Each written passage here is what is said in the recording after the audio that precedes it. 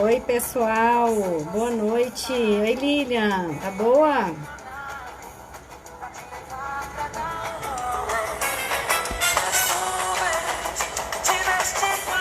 Põe uma musiquinha aqui pra gente ficar feliz, né? Quem for entrando aí, convide seus amigos.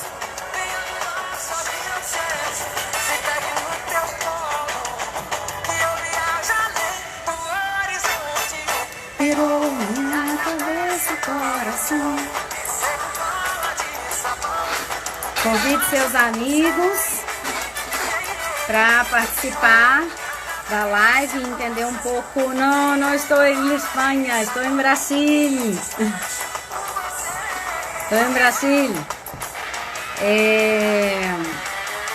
Convide seus amigos para participar aqui, conhecer um pouquinho mais da osteopatia pediátrica, que muita gente não conhece.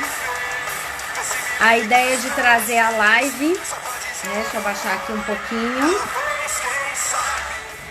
A ideia de trazer a live é para que todas as pessoas possam conhecer um pouco mais o que a osteopatia trabalha na pediatria e como trabalha, né, para difundir essa maravilha aí entre todos, porque muitas mães chegam lá no meu consultório e falavam: se eu soubesse que tinha isso antes, eu não tinha sofrido, meu filho não tinha sofrido.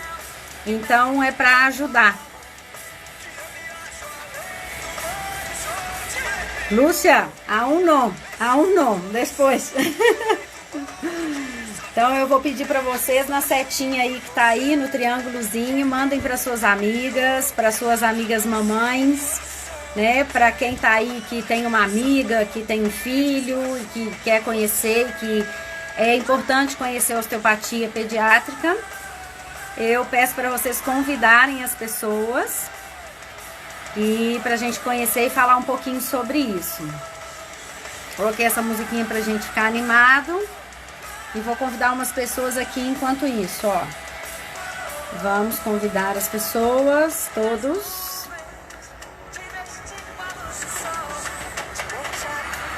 Vamos convidando, todo mundo. Eu também tô convidando aqui por enquanto. Até esperar mais um pouquinho as pessoas poderem entrar. Vou começar a falar aqui pra você hoje, pra vocês. Essa é uma live bem interativa. Vou demonstrar algumas coisas aqui. Então eu espero que todo mundo possa participar para entender, para conhecer melhor.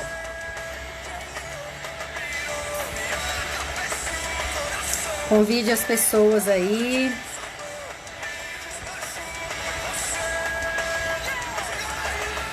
Para participar comigo dessa live. Terminando aqui de convidar as pessoas. Vou parar a música aqui para a gente começar a live. Oi, Carol, mãe do Vicente. Vicente acabou de nascer praticamente. Carol tá aí nos primeiros meses de mãe, né, Carol? Seja bem-vinda. Graças, Lúcia. Graças. Convida aí, gente, pessoal, para participar. Vou apresentar para vocês o meu bebê, que vai participar da live com a gente. Esse bebê aqui era meu de quando eu era pequena e ele vai ajudar a gente aqui na live para eu começar a falar para vocês, né? Então vamos lá. Vou deixar ele aqui para ele participar, ok? Fernanda, boa noite. Então, pessoal, eu não sei se todos... Eu vou colocar o fone para ficar melhor. Peraí, só um minutinho.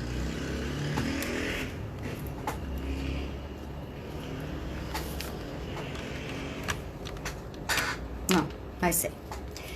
Eu não sei se vocês conhecem a osteopatia como um todo, tá? Mas a gente vai falar de osteopatia pediátrica. Mas antes de falar da osteopatia pediátrica, eu gostaria de falar para vocês como que a osteopatia surgiu. Que isso é uma coisa que faz parte da nossa vida, da vida de um osteopata, de um fisioterapeuta osteopata, né? Então, a osteopatia ela foi criada por Dr. Andrew Taylor Still, tá? Em 1874, lá nos Estados Unidos. Então, não é uma coisa oriental, não, tá? Ela foi criada em 1874. Andrew Taylor Still, ele era médico, ele era fascinado pela anatomia, pela cura através da anatomia e pelo corpo humano, tá? Ele gostava de estudar isso bem a fundo. Então, ele começou, com o tempo, a ser um médico itinerante, que naquela época os médicos iam em casa fazer as consultas, né? E aí ele começou a condenar os medicamentos da época. Teve uma história que Still teve problema com a família veio morrer, né? E ele achava que foram os medicamentos da época que ajudaram nesse falecimento de seus familiares. E Andrew Taylor Still, nessa época, ele fundou, né? Hoje se diz uma clínica, né? Mas antigamente não era uma clínica. Era uma enfermaria na cidade de Kirksville, nos Estados Unidos, perto de Chicago. Ainda existe, é como se fosse um museu hoje. E também, além da clínica, um pouco mais à frente no seu tempo, ele fundou a Universidade Andrew Taylor Still, onde ele começou a ensinar a arte da osteopatia. Ele fundou essa universidade na mesma cidade de Kirksville, nos Estados Unidos, que é perto de Chicago, e hoje a clínica é como se fosse um museu Andrew Taylor Still e a universidade ainda existe, tá? O que é a osteopatia pediátrica em si, né? A osteopatia pediátrica é um pouquinho diferente, porque às vezes as pessoas perguntam, nossa, mas você vai manipular um bebê igual você me trata? Não, tá? Osteopatia pediátrica não é tratar um adulto miniatura, porque todo esse bebê que chega pra gente, ele tem uma conformação do corpo como um todo, totalmente distinta da formação de um adulto. Então, a gente precisa ter um conhecimento muito grande para atender esses pequenos, tá? A osteopatia pediátrica, ela vai tratar também manualmente, com toques extremamente suaves nesses bebês, que vão ajudar na maturação do seu corpinho e dos seus sistemas corporais. Porque o bebê, ele nasce com tudo praticamente pronto, mas ele tem que maturar esses sistemas, tá? Então, a osteopatia, ela vai atuar... Oi, gente, olha que coisa boa, Paulo Dobruski Tisna presente na minha live. Seja bem-vindo. Patrícia Granato, eu vi aí, eu vi Marquinhos também, meus amigos, Daniela Gribel, muito obrigada. Tem muita gente aí também que já subiu, eu não consegui ler o nome de todo mundo.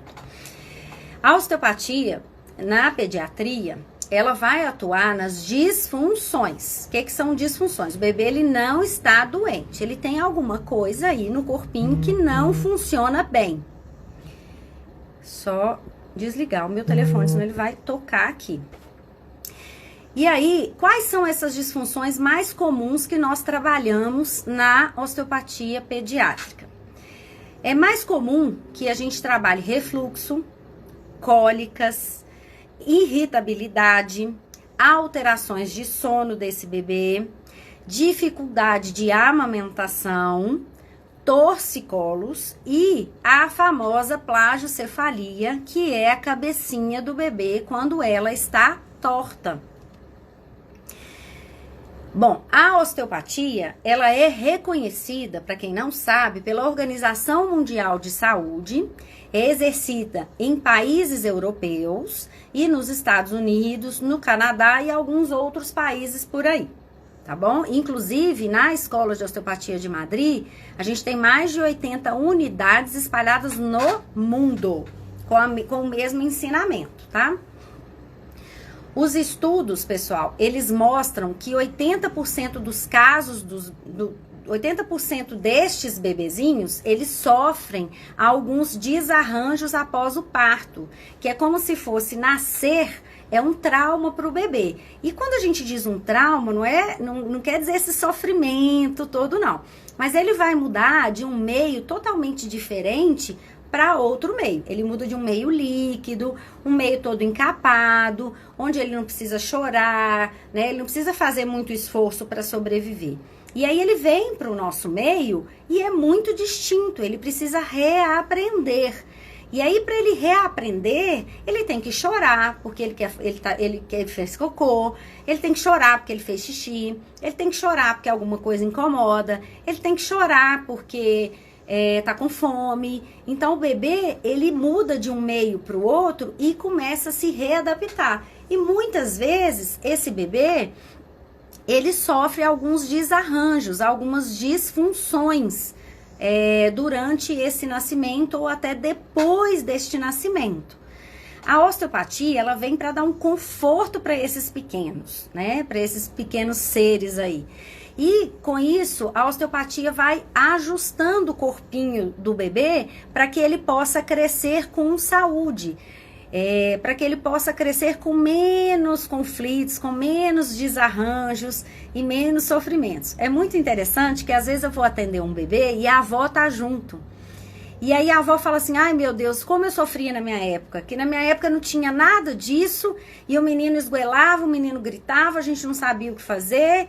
Então, agora a gente tem muitos meios para ajudar essas mães, né? E um dos meios que eu tô aqui divulgando para vocês, por isso que eu peço vocês para convidar os seus amigos aí participarem da live, é conhecer a osteopatia, né? O tanto que isso é benéfico para os bebês.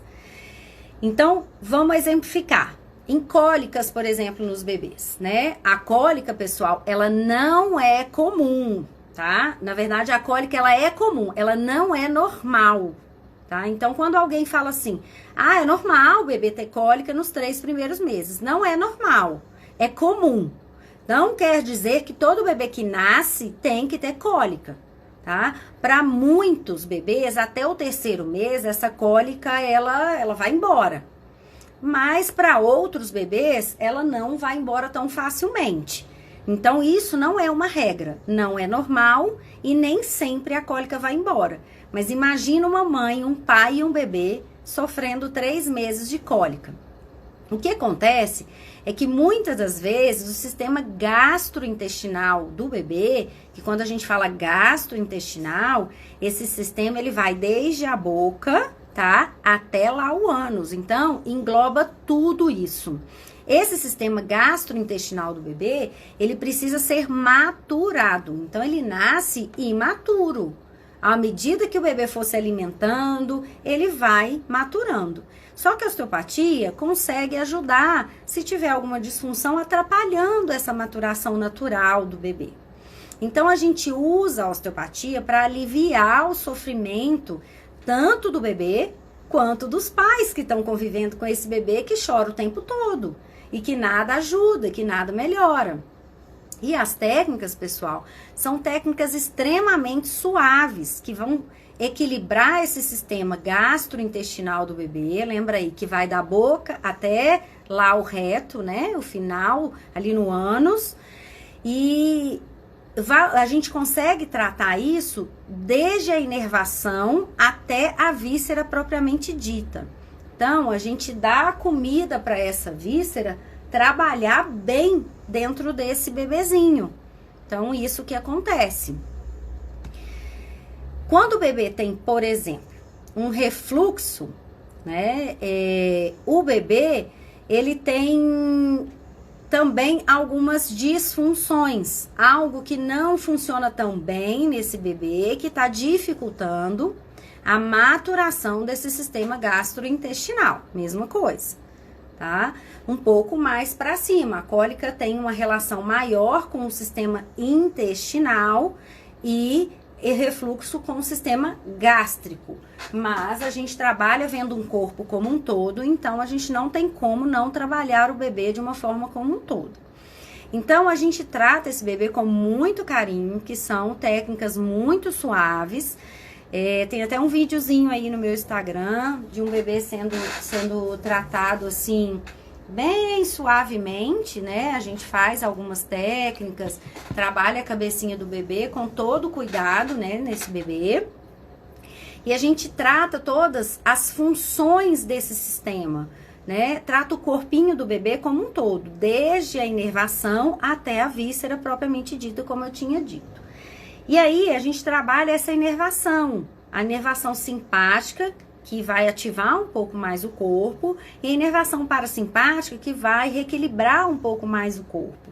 Para que o bebê mature bem, isso precisa estar bem equilibrado, e às vezes não está muito equilibrado. Então, a gente consegue trabalhar isso para que o bebê tenha mais conforto.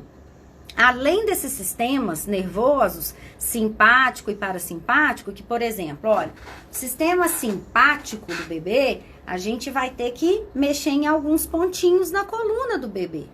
Mas são coisinhas muito suaves e são específicas. A gente tem como trabalhar isso daqui, né? Então, a gente trabalha essa parte simpática que vem da coluna do bebê e também trabalha a parte parasimpática. Aí depende de qual órgão que a gente quer atingir, tá bom? Uma parte simpática tá aqui na base do crânio do bebê, que a gente vai fazer algumas técnicas para tirar essas tensões que estão aqui. E a outra parte vai estar aqui no finalzinho da coluna do bebê. E todas as técnicas são extremamente suaves, tá? Um toque que eu mostro para os pais, como que eu vou tocar o bebê, qual que é a força que a gente faz no bebê, para que os pais não fiquem assustados caso o bebê chore. Porque às vezes o bebê chora porque não é confortável para ele, né? Aquilo tá incomodando ele. E eu sou uma pessoa que ele não conhece, num ambiente que ele não conhece. Então, a gente tem que ir com muita destreza manual, com muito carinho, com muito cuidado para cuidar dos bebezinhos. Além dessas coisinhas que a gente trabalha também... Oi, Juliana. Oi, Cida. Sejam bem-vindas aí. Além dessas inervações que a gente trabalha com os bebês, a gente trabalha também... as tensões faciais, né, que hoje é muito comum isso. Então, essas tensões, às vezes, né, geram muitos bloqueios no corpinho do bebê, dificultando essa maturação desses sistemas. E aí, a gente vai, dentro disso tudo, trabalhando todas as conexões anatômicas importantes com esse refluxo, com essa cólica, com esse intestino preso, que muitos bebês também têm prisão de ventre. E até a gente chegar na víscera propriamente dita. Então, a gente vai em busca da causa do problema. A gente não olha, o bebê tem cólica, então a cólica tá aqui, então eu vou trabalhar só a barriguinha do bebê. Não, a gente faz todas as conexões anatômicas, tá? Em busca da causa desse problema, dessas tensões faciais, em busca desse equilíbrio do corpinho do bebê, para que com isso, tirando essas tensões, esses desbloqueios dessas disfunções, os bebês eles possam maturar e crescer mais saudáveis. A gente segue sempre dando orientações também junto aos pais. Os pais sempre estão participando ativamente do processo, da consulta, de tudo isso, tá? Sobre a amamentação. Bom, acho que não deu pra Cíntia, que é uma amiga minha, né? Uma paciente minha que trabalha com amamentação, chegar aqui na live ainda. A gente também ajuda os bebezinhos na amamentação. E são coisas muito emocionantes, né? Porque os bebês, às vezes... Eu até contei um caso clínico aí, eu não sei se eu salvei o caso clínico. O bebê, assim, às vezes não tá mamando, mama só em um peito, no outro não.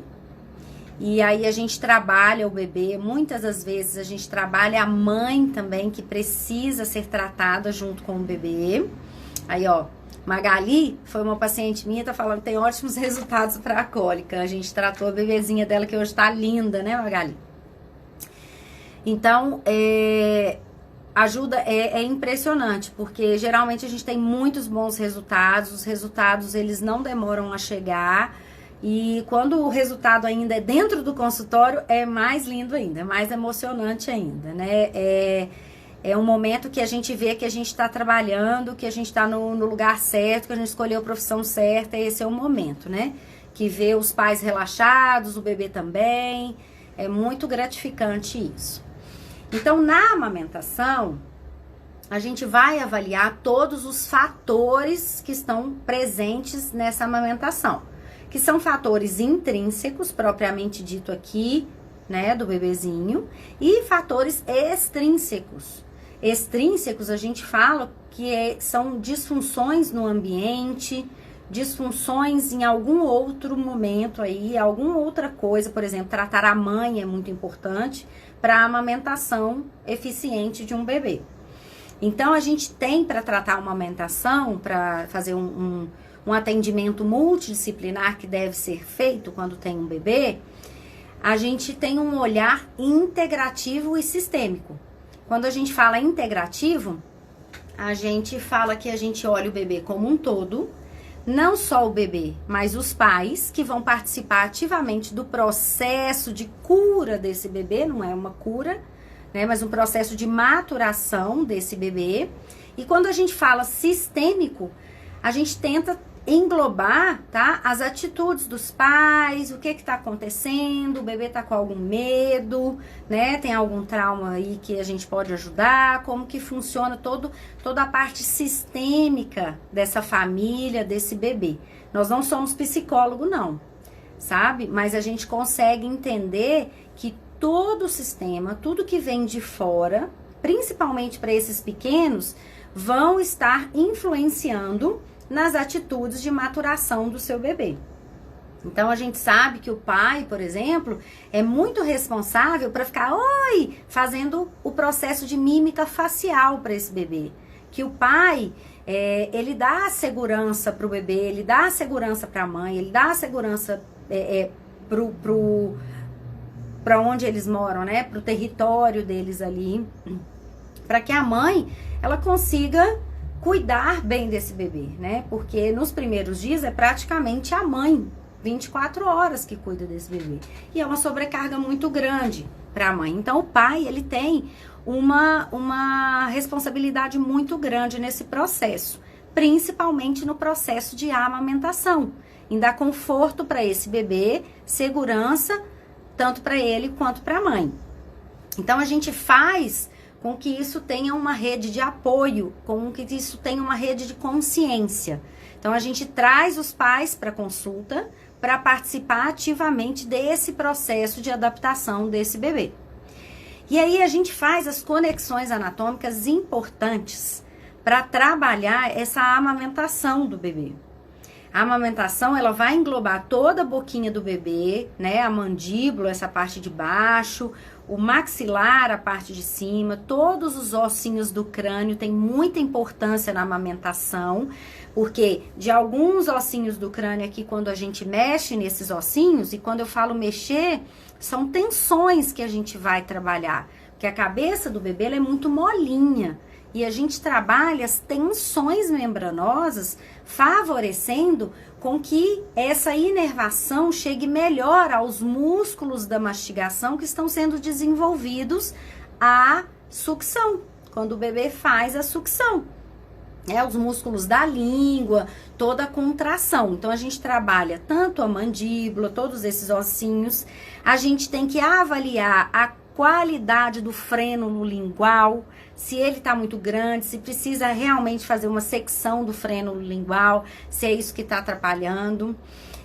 Trabalha todas as estruturas do crânio, que elas estão muito ligadas à amamentação, todas as estruturas da cervical, do pescocinho do bebê, caso tenha alguma tensão atrapalhando que ele faça o movimento de sucção. E com isso a gente trabalha sempre as inervações, que são pontos muito importantes nessa condução de amamentação.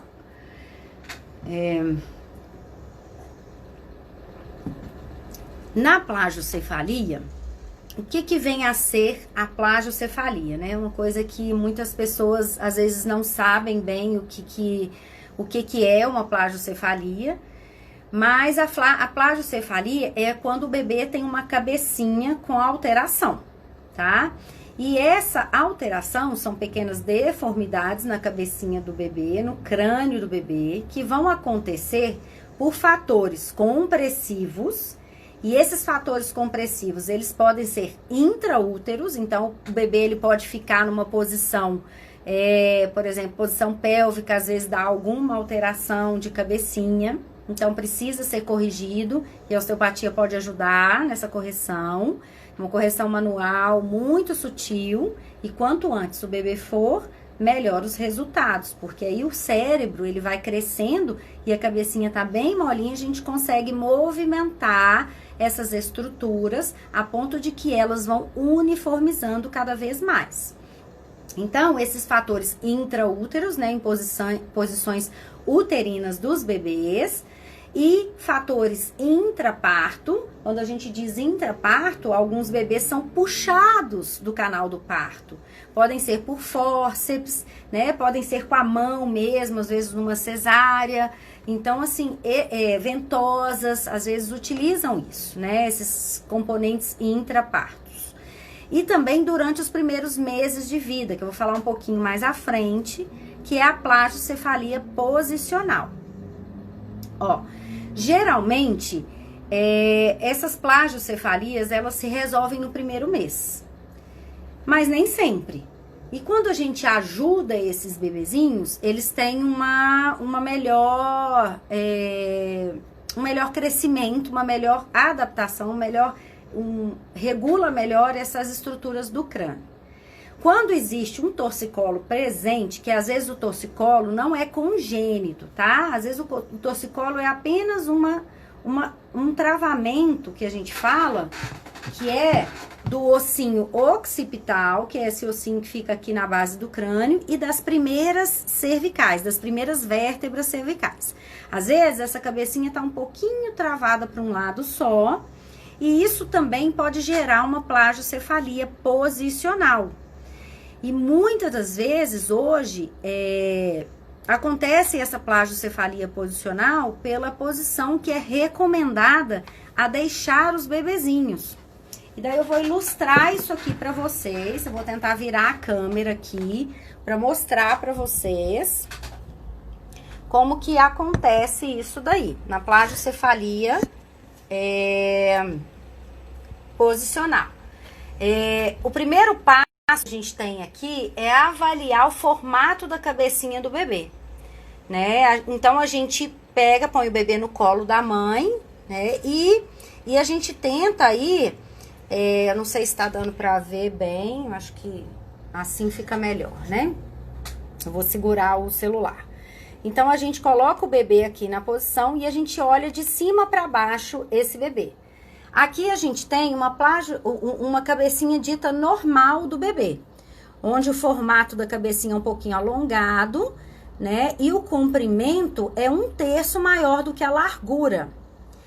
E aí a gente começa a ver alguns tipos de plagiocefalia. Aqui a gente tem a plagiocefalia em si, né? Que pode ser posicional ou não.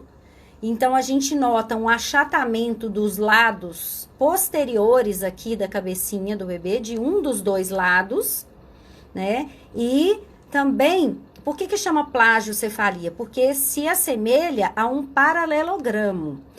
E essa cabecinha, às vezes, tá achatada aqui na frente, e ela tá aqui atrás, e ela tá abaulada de um dos dois lados aqui na frente, tá? Com a simetria, ó, uma simetria bem grande entre uma orelhinha e outra.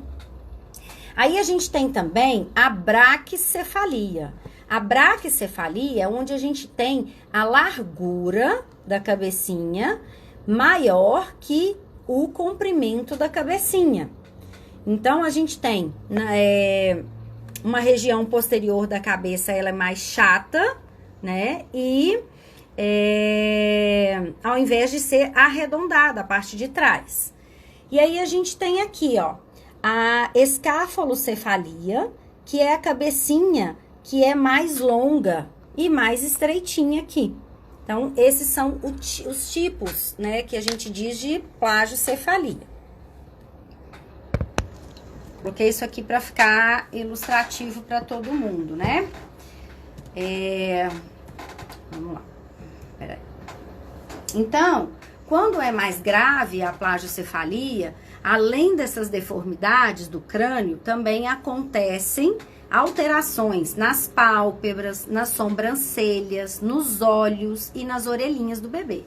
Quando eu digo alterações, vocês podem reparar que às vezes o bebê tem uma sobrancelha mais alta que a outra, um olhinho mais alto que o outro, uma orelha mais alta que a outra, ou a orelha vai para frente e a outra vai para trás. Então, são vários tipos de assimetrias que podem acompanhar esse aplainamento da orelha, ó, da cabecinha do bebê, tá? Que pode ir para frente, pode ir para trás, adaptando mesmo aos ossos do crânio. A plagiocefalia, pessoal, tem algumas observações e que são dicas que eu vou dar para vocês observarem no seu bebê. A primeira dica, a gente tem que observar se a fronte do bebê, se de algum lado da fronte do bebê tá mais proeminente, se tá mais alto de um lado do que do outro. Olhar também essas assimetrias, né, da sobrancelha, do olhinho, das orelhas, tá? O alinhamento das orelhas tá mais alto ou se uma tá mais para frente do que a outra. E se existem algum amassamento na cabecinha, que geralmente esse amassamento ele vem na parte de trás da cabecinha, parte de trás para o lado. Observe também no seu bebê se ele tem predileção de mamar em algum seio, tá? Às vezes o bebê, ele só gosta de mamar no seio direito, por exemplo, não gosta de mamar no seio esquerdo. E às vezes isso acontece porque ele já tá com uma restrição, lembra que eu disse, uma restrição entre as cervicais altas e a primeira base do crânio, que é a primeira parte do crânio. Então o bebê ele pode estar com isso aqui, então ele vai ter facilidade de mamar na teta, tá? No seio, que tá desse lado, que ele não precisa fazer o movimento contrário da cabecinha. Se ele fizer o movimento, vai ser desconfortável, então ele não vai querer mamar no outro lado, ele não tem força de sucção para mamar do outro lado. Uma coisa muito importante da gente testar com os bebês é se pegar uma coisa bem grande, assim, bem chamativa, por exemplo, uma coisa colorida, né? E ver se o bebê, ele acompanha com o movimento dos olhos e se ele gira essa cabecinha até encostar o queixo no ombrinho de um lado e o queixo no ombrinho do outro lado. Isso é muito importante para a gente avaliar se esse bebê ele tem algum torcicolo e se isso pode estar relacionado com essas plagiocefalias posicionais. Além disso, a gente também pode observar no bebê uma atitude escoliótica se ele estiver deitado ou sentadinho. Se ele estiver deitadinho, o bebê for muito novinho, né? O meu bebê aqui tem as pernas muito abertas, né? E os bracinhos também. Mas se o bebê ele for muito novinho, se ele tem uma atitude escoliótica, ele vai ter uma predileção em fazer uma flexão lateral do tronquinho para um lado só, tá? Então ele vai ficar deitadinho na cama, geralmente com uma curvinha assim para um lado só. Aí o bebezinho que já tá maiorzinho, entre 4 e 5 meses, eu espero que essa live ajude as mamães e futura mamãe e quem quiser poder assistir, compartilhar aí, a entender que quanto antes levar o bebê para corrigir essas disfunções, melhor pro crescimento do bebê. Mas se o bebê já tá sentado, entre 4 e 5 meses aí, que ele começa a querer ficar sentado, mesmo com a gente segurando, a gente nota que um pouquinho que a gente solta o bebê assim, ele faz uma posição de cair para um ladinho ou cair pro outro ladinho. Muito bem lembrado, Murilo. Os papais também fazem parte, né? Verdade, eu falei tanto do homem antes e agora já tava excluindo isso aí. Então, observar essas coisas nos bebês é muito importante, tá? Bom, a gente tem uma incidência de medidas importantes para esse índice de plagiocefalia. Então, é sabido já por alguns estudos que 25 a 75% das plagiocefalias posicionais acontecem por torcicolos presentes. Então, muitas das vezes os torcicolos não são congênitos e às vezes não são tão perceptíveis assim, né? A gente que trabalha com isso, que a gente toca o bebê, que a gente sente isso, pra gente é muito perceptível, né? Mas às vezes para as pessoas que não trabalham especificamente com essa terapia manual, elas não vão conseguir perceber isso no bebê. Então, a gente usa um aparelhinho que eu chamo de craniômetro, que a gente vai medir, eu chamo não, tá? Tem um nome de craniômetro, que a gente vai medir a cabecinha do bebê. E agora eu vou demonstrar aqui pra vocês como que a gente mede a cabecinha do bebê. Peraí que eu vou virar o bebê pra mim aqui, pra mostrar pra vocês como que a gente faz algumas medidas quando o bebê tem uma plagiocefalia, tá? Pra gente ver, pra gente fazer um comparativo entre uma sessão e outra, ver se o bebê ele tá melhorando, pra ver se o bebê ele tá respondendo bem ao tratamento. Inclusive, meu bebê aqui, ele tem um pouquinho de plagiocefalia, muito pouquinho. Então, a gente tem duas medidas que a gente faz com esse craniômetro, tá? A gente põe essa fitinha aqui na cabeça do bebê, o bebê fica parecendo o Daniel San do Karate Kid, tão bonitinho. E o primeiro índice é o índice cefalométrico, tá? Que vai medir o grau de alargamento e achatamento do crânio desse bebê, tá? Então, vai calcular a distância.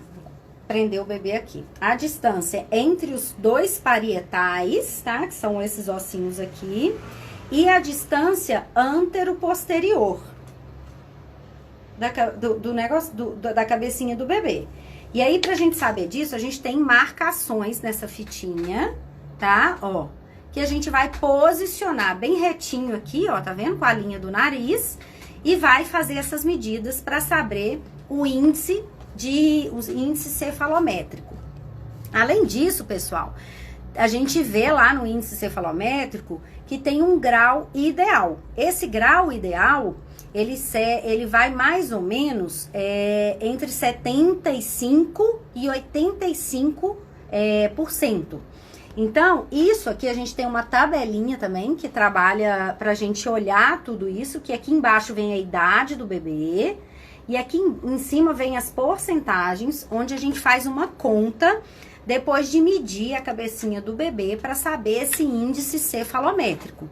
Se esse índice cefalométrico ele tá dentro do padrão de normalidade, que é essa parte toda amarela aqui, né? Mas se o bebê ele é leve, moderado ou grave dentro desse primeiro padrão, ou leve, moderado ou grave dentro desse padrão aqui em cima, tá? Que já vai indicar o outro tipo de tratamento. A gente tem como guiar o nosso tratamento dentro desses padrões. A gente mede também o índice de plagiocefalia, que a gente vai medir a assimetria cranial. A gente vai medir essa assimetria aqui assim, ó. No pontinho mais da diagonal de um lado para a diagonal do outro, a gente medindo assim, e depois do outro lado. E a gente faz uma outra continha, uma comparação, e vê qual que é o índice de plagiocefalia. E vem aqui, a gente tem dois gráficos, olha, o gráfico do cefalométrico e o gráfico de plagiocefalia, tá? Aqui também tem leve, moderado, grave, tem a idade do bebê e tem o índice aqui, onde a gente vai acompanhando a evolução do tratamento desse bebê. E aí a gente sabe que menor que 10 milímetros dessa medida é uma deformação leve. Se tá entre 10 e 20 milímetros, é uma deformação já moderada. E se a deformação já é grave, ela passa desses 20 milímetros. Então, essa deformação grave, a gente pode, às vezes, dependendo da idade do bebê, tentar o tratamento, né? E colocar uns coadjuvantes para esse tratamento. Vou mostrar para vocês mais à frente. Então, a gente faz, junto com os papais e mamães, dicas muito importantes, né? Que para dormir, tem que apoiar a cabecinha do bebê do lado que tá mais pontudo, né? Então, a gente tem que fazer um giro um pouquinho dessa cabecinha do bebê. Então, se o lado direito aqui do meu bebê tá mais pontudo, eu vou pôr ele para dormir e vou dar uma giradinha nessa cabecinha do bebê para esse lado ficar apoiado e o lado que tá achatadinho, né, ele ficar livre, né? Para esse movimento ele acontecer enquanto o bebê dorme. Isso ajuda na movimentação dos ossos, no equilíbrio desse ossinho. Orientar o bebê, né, até permanentemente, que se corrija essa deformação. Então, a gente orienta, por exemplo, girar, colocar todos os estímulos, que você vá buscar o bebê no berço do lado que tá abaulado, para que o bebê ele gire o pescocinho para esse lado, para todo esse comportamento ajudar nesse equilíbrio da cabecinha do bebê. Oferecer brinquedos também, desse lado abaulado, colocar aí, desse lado que tá proeminente, né? Colocar aí todos os estímulos para que o bebê ajude nesse tratamento. Nas atividades de vida diária, né? As fraldas, tomar banho, comer, também deve fazer esse exercício de rotação. E aí lá no consultório eu também ensino o pai e a mãe trabalhar isso com o bebezinho durante o dia aí. Alguma outra dica importante é que após a consulta com o fisioterapeuta, né, a gente tem que seguir as orientações, incluso as de alongamento. Então, a gente faz alongamentos que são os que eu ensino para os pais, depende do lado, né? Que é a mão aqui de um lado e aqui a gente põe a mão aqui no ombro, né? Para fazer uma lateroflexão, isso depende do lado de cada bebê. E a gente também trabalha a rotação que a gente faz aqui e puxa aqui no peitinho do bebê. Tudo muito sutil, né? Então a gente treina as mãos dos pais também para que eles possam ajudar nesse processo de alinhamento desse bebê. E o tratamento com osteopatia, ele vai visar reequilibrar essas tensões membranosas do crânio, da cabecinha desse bebê. É muito eficaz quando esse bebê ele tem até 6 meses. Então, os pais que já têm uma ideia que isso está acontecendo, levem os bebês para o seu fisioterapeuta osteopata ajudar. Porque depois dos 6 meses já é mais complicado. Porque nos primeiros 6 meses a gente tem um crescimento do cérebro bem acelerado junto do crescimento da cabecinha do bebê. E isso ajuda no tratamento, tá ok? E temos alguns outros coadjuvantes no tratamento, né? A gente tem também aqui uns pillows, que são travesseirinhos. Eu vou mostrar aqui para vocês os travesseirinhos, né? Que a gente indica para posicionar a cabecinha do bebê. Então, esses pillows, né, esses travesseirinhos também ajudam no posicionamento da cabecinha do bebê. Não sei se vocês conseguem ver, né, que a gente consegue posicionar bem o bebê para que isso fique um pouquinho proeminente. Essa parte aqui, ela não pode ficar achatada como eu mostrei antes. Nem de um lado, nem do outro e nem totalmente achatada dos dois lados. E a gente tem alguns outros protocolos de tratamento também. Se esses bebês, eles não estiverem aqui dentro dessa... se a gente estiver aqui fora dessa... se a gente não estiver dentro do padrão de normalidade, nem do índice de plagiocefalia e nem do índice de cefalométrico, a indicação é o uso de um capacete. Mas o capacete, não existem estudos, tá, que demonstram maior eficácia do capacete do que os posicionamentos quando são feitos com o bebezinho bem novinho. E os posicionamentos ativos, esses que a gente ensina no consultório para fazer os alongamentos com os bebezinhos e os estímulos também, tá? Então, os alongamentos, a osteopatia,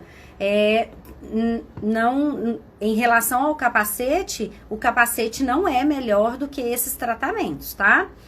E o capacete, ele pode ser indicado, né, estando o bebê com mais ou menos cerca de 5 meses. Menos que isso, o capacete não é indicado. Né? E isso tem que ser indicado quando existe um consenso entre neuropediatras e fisioterapeutas especializados. Não é uma coisa que só o neuropediatra vai tomar conta, porque o fisioterapeuta especializado, pode ser com osteopatia, pode ser neuropediatria também, consegue trabalhar isso com os bebezinhos, né? E aí tem um protocolo de uso desses capacetes, que é mais ou menos entre 5 e 18 meses, né? Com a possibilidade de correção. Mas às vezes existe uma possibilidade que é inexistente nessa correção.